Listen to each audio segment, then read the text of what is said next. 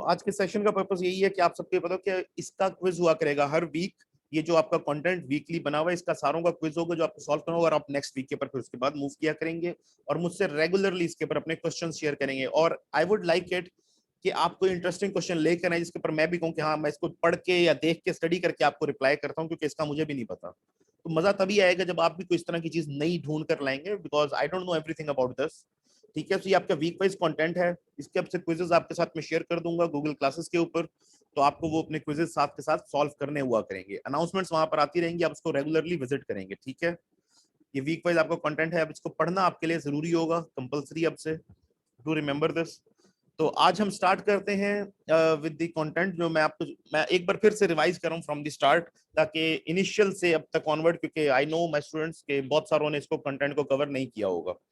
First week के अंदर मुझे पता था कि यूजुअली लेक्चर्स मिस होते हैं, टाइम टेबल के इश्यूज होते हैं, तो मैंने आपके लिए एक सिंपल टास्क रखा था, to watch a single video. एक मूवी है द डे आफ्टर टुमारो, इसमें से भी क्विज मैं आपको दूंगा, so you have to watch it. ठीक है, सिंपल ये मैं आपको एक शॉर्ट सिंपल इसकी स्टोरी समझा देता हूँ, तो आपको एक आइडिया हो जाएगा।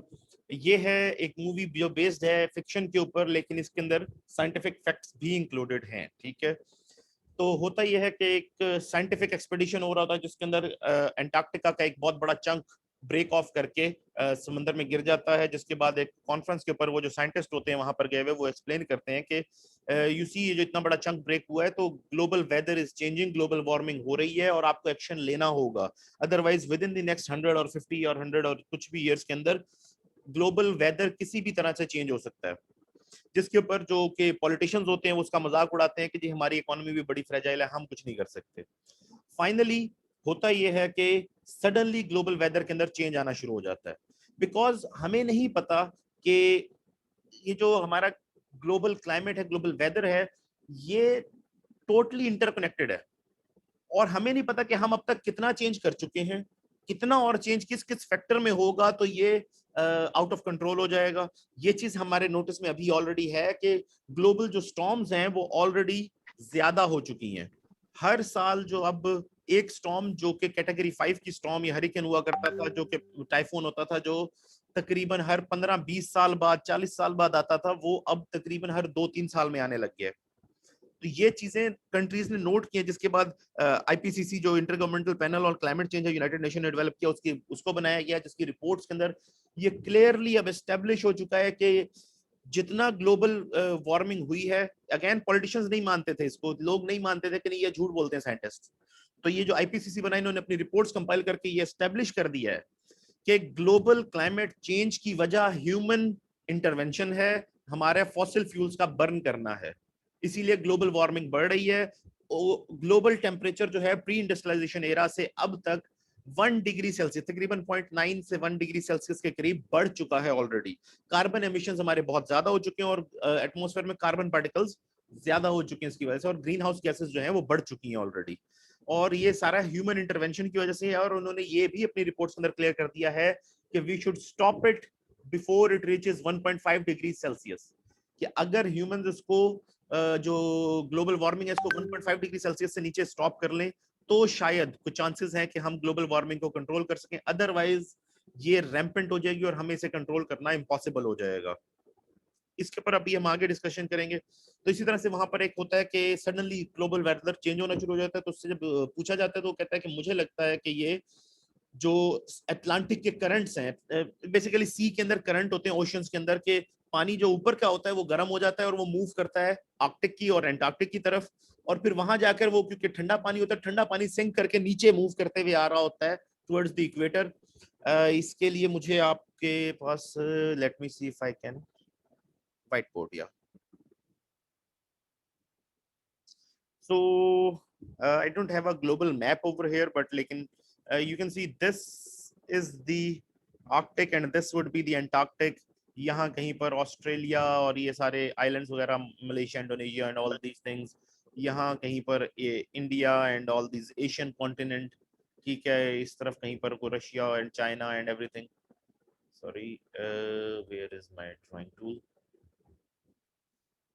तो ये जस्ट एक रफ मैप सा मैं आपको बना कर दिखा रहा हूँ, इंडिया एंड एवरीथिंग एंड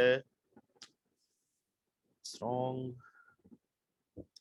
यहाँ पाकिस्तान एंड ये सारा अरेबियन सी, मिडल ईस्ट, अफ्रीका, यूरोप, इस तरफ आगे जाके और ये सब, ठीक है, ये एरियाज हो गए सारे हमारे। यहाँ जाकर दी स्टेट्स और साउथ अमेरिका, सॉरी ये south America would be like this, United states, Canada, all this would be over here. तो अर्थ का आपको पता है सबको कि it's round, you see this, मैं अभी एक रफ राउंड शेप बना रहा हूँ जितनी बन सकती है इस वक्त, ठीक है। ये मिडल जहां पर ये हम कट कर रहे हैं ये इक्वेटर है, ठीक है, सॉरी ये स्ट्रेट कट नहीं हो सका, ये इक्वेटर है, नीचे ट्रॉपिक ऑफ कैप्रिकॉर्न और ऊपर ट्रॉपिक ऑफ कैंसर है, ठीक है। ये जो इक्वेटर की लाइन है यहाँ पर सनलाइट सबसे ज्यादा डायरेक्ट पड़ती है, ठीक है, because you see the earth is this ball, sorry ये बॉल जरा मेरी, I think I should have a wrong tool, yeah so earth is like this ball, okay. So but earth जो है अब स्पिन भी कर रही होती है कॉन्स्टेंटली से, अभी आप आगे हम ये टॉपिक डिस्कस करने वाले हैं। तो अर्थ जो है वो अपने एक्सेस के पर स्पिन करती है और इसका एक्सेस जो है वो स्ट्रेट नहीं है, it's not like this, it is like this, थोड़ा सा टिल्टेड है अर्थ का एक्सेस, ठीक है।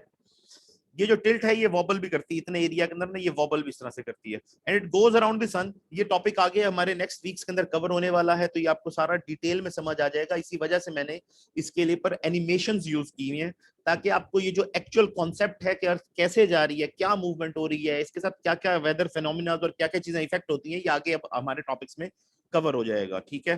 तो इस एक्सेस के ऊपर इट मूव्स, इस एक्सेस के ऊपर जो एक राउंड ये अर्थ पूरा करती है दैट इज वन डे, और ये जब पूरे सन के अराउंड पूरा एक चक्कर इस तरह घूमते घूमते घूमते घूमते लगाती है, दैट इज अ ईयर, ठीक है। That is how your weathers are determined, that is how your climate is determined, ठीक है। तो आप ये नोटिस करेंगे कि इस एरिया के ऊपर, sorry this is going to be there, ये जो एरिया है इक्वेटर का है, यहाँ सबसे ज्यादा सनलाइट आती है। ये जो है पोल्स, यहाँ पर कम से कम सनलाइट आती है, ठीक है। इक्वेटर के ऊपर क्योंकि सनलाइट ज्यादा थी, यहाँ से जो है वो, क्योंकि ओशन आप देख रहे हैं यहाँ पर, ये सारा ओशन है, ये ओशन वार्म हो जाता है, इसका पानी जो है वार्म, अब ये जैसे कि मैं अंटार्कटिक गलत बना, बट आर्कटिक गलत बना, ये आर्कटिक पूरा ये एरिया है, ये सारा का सारा ऊपर का ये एरिया आर्कटिक के अंदर क्लासिफाई होता है, ठीक है। सो ये जो एरिया यहाँ पर गर्म हो जाता है, पानी पानी गर्म होता है तो ये starts to move towards this side, towards the Arctic. क्यों? क्योंकि आर्कटिक के अंदर से बर्फ पिघलती है, बर्फ का ठंडा पानी जो होता है वो ओशन फ्लोर की तरफ जाना, नीचे की तरफ फ्लोर की तरफ जाना शुरू करता है और फ्लोर से मूव करते हुए आर्कटिक तक, इक्वेटर तक आ जाता है। इक्वेटर पे आके क्योंकि पानी जो गर्म होता है वो इस तरफ मूव कर रहा होता है, तो नीचे का पानी अब गर्म होकर ऊपर को आना शुरू हो जाता है। तो एक साइकिल जो होता है, साइकिल के अंदर ये यहाँ पानी मूव कर रहा होता है कॉन्स्टेंटली, यहाँ पर भी, यहाँ पर भी, ठीक है। तो उसके अंदर मूवी में कॉन्सेप्ट ये है कि ये जो चेन है, ये जो मूवमेंट है, ये रिवर्स हो गई है, क्योंकि हमें नहीं पता कि हम कितना फ्रेश वाटर डंप कर चुके हैं इन दी ओशंस, क्योंकि जो बेल्ट है ये सॉल्ट वाटर के एक कॉम्बिनेशन के ऊपर बैलेंस्ड है, तो जितना फ्रेश वाटर ज्यादा ऐड होगा ये बैलेंस चेंज हो जाएगा। तो इस बेसिस के ऊपर कहते हैं वेदर स्टॉर्म्स आ गई हैं, स्टॉर्म्स पूरे north America, south America, sorry north America के ऊपर, यूरोप के ऊपर और आर्कटिक, ये जो मेजर एरियाज हैं इनके ऊपर आ जाती हैं एक आइस सॉर्ट ऑफ स्टॉर्म, कि आइस से स्टार्ट हो जाती है। The problem is you would think कि ये जो आपके पास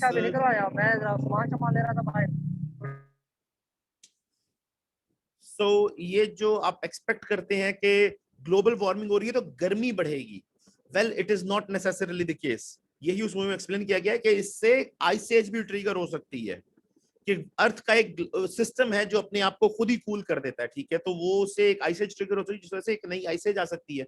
और लास्ट आइस एज के दौरान जो आइस शीट थी, अगर आप देखें कि यूके का अगर लॉन्गिट्यूड लैटिट्यूड ले लिया जाए, तो सी लेवल से तकरीबन यूके के लैटिट्यूड के ऊपर ऑक्सफोर्ड के अंदर भी 1 से 2 किलोमीटर लंबी बर्फ की तह थी, ऊंची, इतनी ऊंची आज दुनिया में कोई बिल्डिंग नहीं है। बुर्ज खलीफा सबसे टॉलेस्ट बिल्डिंग है और ये भी 1 किलोमीटर आई थिंक ऊंची नहीं है, 1 माइल जिसे कहा जाता है, ठीक है। तो उससे भी ज्यादा ऊंची बर्फ की लेयर थी, और बर्फ का एक प्रेशर होता है वो नीचे लैंड को कंप्रेस कर दी, इतना इंटेंस डेंस वेट होता है उसका, ठीक है। सो इसी की वजह से यहाँ पर अमेरिका के अंदर यहाँ पर लेक्स काफी सारी अवेलेबल हैं, फ्रेश वाटर लेक्स, कनाडा और अमेरिका के अंदर। ये बेसिकली उसी डिप्रेशन में, उसी आइस एज के अंदर बर्फ के वजन की वजह से लैंड कंप्रेस हो गया, और वो वेट की वजह से वो जब बर्फ रिसीड हुई तो वो पानी फ्रेश वाटर वहां पर बच गया। तो फ्रेश वाटर लेक्स यहाँ पर है, दुनिया का मेजोरिटी फ्रेश वाटर जो है वो इन लेक्स के अंदर स्टोर्ड है, ठीक है। इसी तरह से पूरे ग्लोबल इस तरह के चेंजेस आए, पूरी जियोग्राफी को उसने शेप किया जो लास्ट आइस एजेस थे उसके अंदर। और इस मूवी का कॉन्सेप्ट ये है कि इससे एक और आइस एज ट्रिगर हो जाएगी, जिसके बाद फिर एक कूलिंग इफेक्ट आ जाएगा, अर्थ अपने आप को खुद ठीक करना शुरू कर देगी।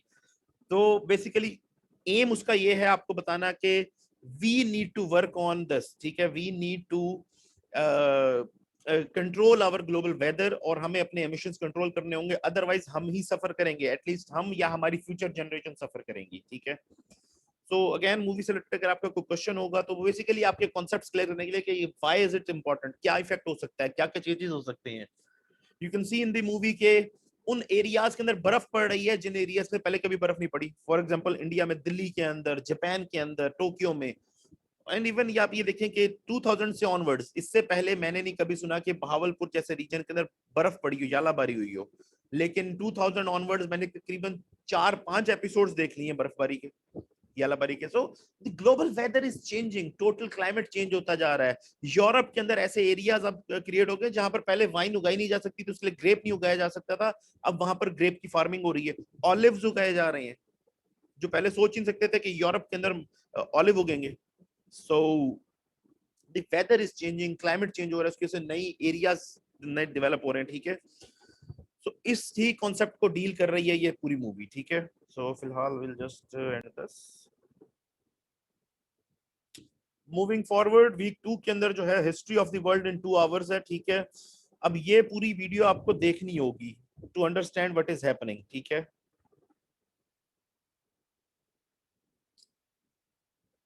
सिमिलरली इस वीडियो के बारे में मैं आपको ब्रीफ एक दे देता हूँ कि इसके बाद एक और शॉर्ट वीडियो है हिस्ट्री ऑफ लाइफ। तो ये जो है बेसिकली इकोलॉजी की है कि history of life on earth, ये भी बेसिकली इन्हीं कॉन्सेप्ट्स को एक्सप्लेन कर रही है, इसलिए मैंने यहाँ साथ ही शेयर कर दी है। लेकिन ये history of the world in 2 hours जो है ये प्रॉपर आपको बेसिकली बैकग्राउंड दे देती है कि क्या हुआ था, किस तरह अर्थ क्रिएट हुई, किस तरह सारी डेवलप हुई, और एक पूरी हिस्ट्री मिले ताकि आपको समझ आ जाए कि क्या हो रहा है। ठीक है। Now let me explain it to you.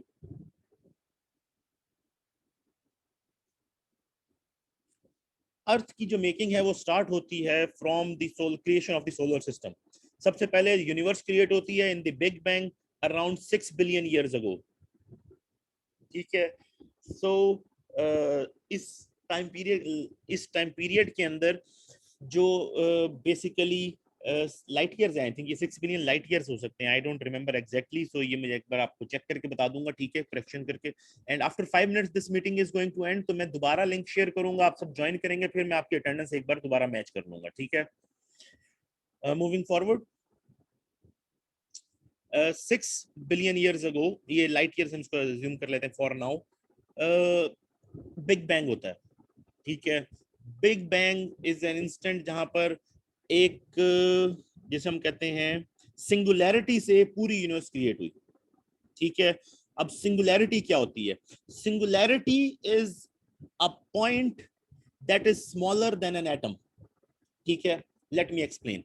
अगर आप अपनी फिंगर के ऊपर एक नीडल को टच करें, या वो जो नीडल की टिप है उस टिप को जूम करें, एक नीडल की टिप बिल्कुल जो लास्ट एज होता है, जो बिल्कुल चुभने वाला पॉइंटेड एज होता है उसका, उस टिप को अगर माइक्रोस्कोप के नीचे रखें तो उसके अंदर आपको सेल्स नजर आएंगे डिफरेंट, जैसे आपकी फिंगर के ऊपर टच है सेल्स नजर आएंगे डिफरेंट। ठीक है। तो वो जो सेल्स हैं वो कई एटम्स से मिलकर बने हुए हैं, थाउजेंड्स। ठीक है। तो जो नीडल की टिप है उसके ऊपर थाउजेंड्स एंड थाउजेंड्स जो हैं बेसिकली सेल्स या एटम्स हैं, थाउजेंड्स। ठीक है। हंड्रेड्स ऑफ थाउजेंड्स भी हो सकते हैं। ठीक है। सो वो हर एटम जो है that is the basic building block, जिसके फर्दर अब आप कह सकते हैं कि उसके अंदर एक न्यूट्रॉन है और फिर इलेक्ट्रॉन्स उसके अराउंड होते हैं। ठीक है। तो वो जो सेंटर में उसका न्यूक्लियस है वो है, उसके अराउंड इलेक्ट्रॉन्स घूम रहे हैं, और हर atom is almost 99% empty space. ठीक है। तो वो जो एक एटम है उससे भी स्मॉल जो पॉइंट होता है उसे एक सिंगुलैरिटी कहा जाता है। ठीक है। इस सिंगुलैरिटी के अंदर एक सडनली धमाका होता है जिसकी वजह से पूरी यूनिवर्स जो आज आप देखते हैं वो क्रिएट होना शुरू हो जाती है। And the temperature at that point is enormous, जो कि कभी नोटिस नहीं किया गया दुनिया के यूनिवर्स के अंदर। तो इस पॉइंट से यूनिवर्स का बिगिनिंग होती है। After thousands of years matter stable होना शुरू होता है और विजिबल लाइट एमर्ज होना शुरू होती है, जिसके बाद से हम देख सकते हैं एक्चुअली बेसिकली कुछ, उससे पहले कुछ नजर नहीं आ रहा था, ठीक है, everything was very hot. Moving forward, इसके बाद इनिशियल स्टार्स क्रिएट होते हैं। अब स्टार फॉर्मेशन क्या है? स्टार फॉर्मेशन ऐसे है कि इस ब्लास्ट से बहुत ज्यादा हाइड्रोजन क्रिएट होती है, ठीक है। ये जो हाइड्रोजन गैस है ये आपस में ग्रेविटेशनल पुल की वजह से कोलैप्स होना शुरू होती है, और कलेक्ट होते होते होते होते इतनी ज्यादा ग्रेविटेशनल पुल से इनका वेट इसका इतना ज्यादा हो जाता है कि ये स्पॉन्टेनियसली कंबस्ट होती है और न्यूक्लियर फ्यूजन स्टार्ट हो जाती है, ठीक है। I am not talking about fission, I am talking about fusion. और ये इनिशियल स्टार्ट होते हैं न्यूक्लियर फ्यूजन से, जिसके बाद एक बहुत बड़ा ब्लास्ट होता है, सारा कुछ जो एक्स्ट्रा गैस होती है वो दूर हो जाती है जो स्टार क्रिएट होता है उससे, और जो स्टार होता है वो हाइड्रोजन को फ्यूज करके helium banana. Hydrogen is a single atom H, ठीक है, और हीलियम जो है वो H2 होती है कि दो हाइड्रोजन के एटम्स मिलकर हीलियम बनाते हैं, ठीक है। तो होता ही है कि एक स्टार क्रिएट होता है जिसके अंदर फ्यूजन स्टार्ट हो जाती है, फ्यूजन के अंदर हाइड्रोजन को स्टार फ्यूज करके हीलियम बनाना शुरू कर देता है, जिससे एनॉर्मस अमाउंट्स के अंदर एनर्जी रिलीज होती है। अब ये बहुत बड़े स्टार्स हैं, जो इनिशियल स्टार्स हैं बहुत बड़े, क्योंकि इनके पास बहुत ज्यादा हाइड्रोजन थी बर्न करने के लिए। तो इतनी ज्यादा हाइड्रोजन को बर्न करते जाते हैं और मिलियंस ऑफ ईयर्स तक ये बर्न करते हैं, जैसे आज हमारा सन कर रहा है। वो कॉन्स्टेंटली हीलियम को फ्यूज करके हाइड्रोजन क्रिएट कर, सॉरी, हाइड्रोजन को फ्यूज करके हीलियम क्रिएट कर रहा है, क्योंकि दो हाइड्रोजन के मिलकर हीलियम बनाते हैं। तो वो जो प्रोसेस है इसको हम न्यूक्लियर फ्यूजन कहते हैं, कि दो एटम्स को आपस में फ्यूज कर देना। इसके लिए बहुत इमेंस प्रेशर चाहिए होता है जो सन की कोर के ऊपर होता है। उस प्रेशर से कांस्टेंट हाइड्रोजन के एटम्स मिक्स होकर हीलियम बनाते जा रहे हैं, और अभी भी सन के पास इतनी ज्यादा हाइड्रोजन है कि कई और हजार मिलियंस ऑफ ईयर्स तक वो फ्यूज करता रह सकता है। और उसके बाद जब सारी हाइड्रोजन कन्वर्ट होकर हीलियम में बन जाएगी तो फिर वो हीलियम को फ्यूज करना शुरू करेगा। जब हीलियम की फ्यूजन तो एक सर्टेन लिमिट पे जाकर एक सन की कैपेसिटी खत्म हो जाएगी पावर के वो एटम्स को फर्दर फ्यूज करे। एट दिस पॉइंट सन जो है हमारा वो रेड ड्वार्फ बन के खत्म हो जाएगा। ये स्वेल करेगा around two the radius of the moon. Sorry while speaking this much, I have my throat is dry. So moon के रेडियस जितना स्वेल हो जाएगा, क्योंकि अब इसकी ग्रेविटी इसको कंट्रोल नहीं कर सकती, और उसके बाद ये वापस कंडेंस होकर एक रेड डॉर्फ बनके खत्म हो जाएगा। लेकिन जो ओल्ड स्टार्स थे वो ऐसे नहीं करते थे, उनके अंदर इतनी ज्यादा एनर्जी, इतना ज्यादा मैटर, इतनी ज्यादा एनर्जी होती थी कि वो हीलियम को फर्दर फ्यूज करते थे और हैवियर एटम्स मॉलिक्यूल्स बनाते जाते थे। तो ये कॉन्स्टेंटली वो बनाते गए और डिफरेंट आइटम्स को फ्यूज करते गए heavier items, silver, gold, iron, uranium, ये सारे एटम्स उन्होंने जितने हैवियर होते हैं वो बनाते गए। और उसके बाद ये जब बिल्कुल इसकी कैपेसिटी के एंड पे पहुंच जाते थे तो इसके अंदर एक बेसिकली कार्बन तक ये बनाते हैं। उसके बाद एक प्रॉब्लम आ जाती है कि इनको फ्यूज करना मुश्किल हो जाता है, क्योंकि इतनी एनर्जी चाहिए होती है उनको फ्यूज करने के लिए।